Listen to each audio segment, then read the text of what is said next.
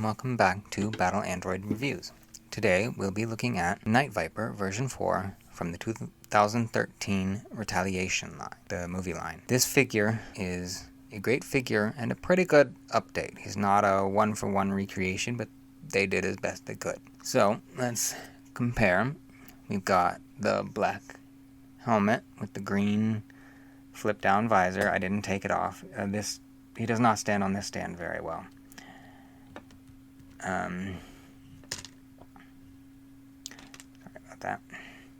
Then we have the green bodysuit with the black armor pieces and the black web gear and the golden belt buckle and black gloves. And yeah, it's a pretty good match for the vintage without being an exact likeness. He does have this great patch on his sleeve that the vintage had, and he now has the Cobra sigil on his chest. For accessories, he does not come with any that exactly match the vintage, but he has ones that are of the same type. So he has a backpack. He now also has a satchel charge, or actually, I guess this carries extra magazines, but it also carries this machete. He has this pistol. He has this flashlight, and he has a shotgun, an assault rifle, and this sniper rifle, which he really can't hold.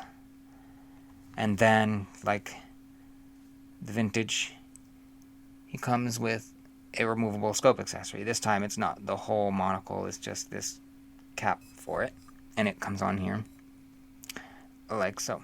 And this can come down, you can see that. I did not take the visor off because it was finicky to get it on and get it to stay on, because the pegs on it are soft plastic and are too big for the holes, so it was really a hard fit. The helmet should be removable, but it is too tight. I can't get it off the head, so I'm not going to try. The pistol does fit into this holster here, by the way. So, for his scores... first, of course, let's look at articulation. This may be a little tough because he doesn't like to stand on this stand, as I said. So we have the standard hinge, swivel, feet, and we have double-jointed knees, legs that come up about that far, go back about that far, come out about that far. We have swivel wrists. On his left wrist, it is an in and out. On his right, it is an up, down. We have swivel, single-jointed elbows. Shoulders come up about this far, swivel all the way around. Has a torso swivel, and it has a little bit of movement. And his head goes all the way around and up and down.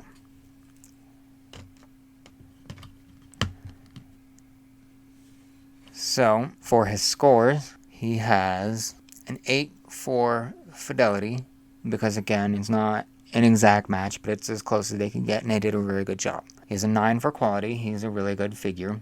He's a good sculpt, lots of detail, lots of good accessories and gear. Good parts choices, since a lot of these were reused parts, if not all of them. His accessories, I have to give them 0s for fidelity and quality because they don't match. So a 0 for that. So overall, that brings him down to a 5.7, but if you take the accessories out of account, he is an 8.5, so he's a decently solid figure, and I think you'd be happy with him on his shelf, except for this finicky stand that he does not like to stay on very well. I should say his feet are finicky, the holes are shallow or do not grip well. He falls very easily, but other than that, he's a great figure to have.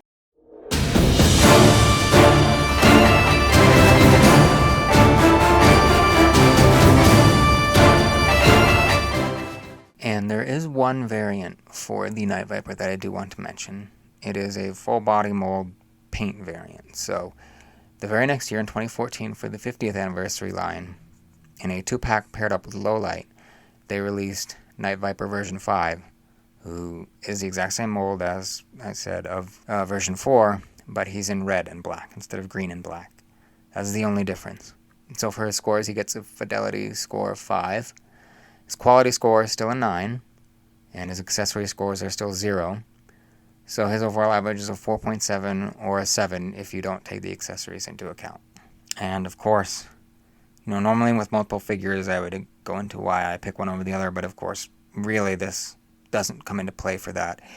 The choice is version 4, because he's the one that's vintage inspired. That'll do it for this video, and I will see you in the next one.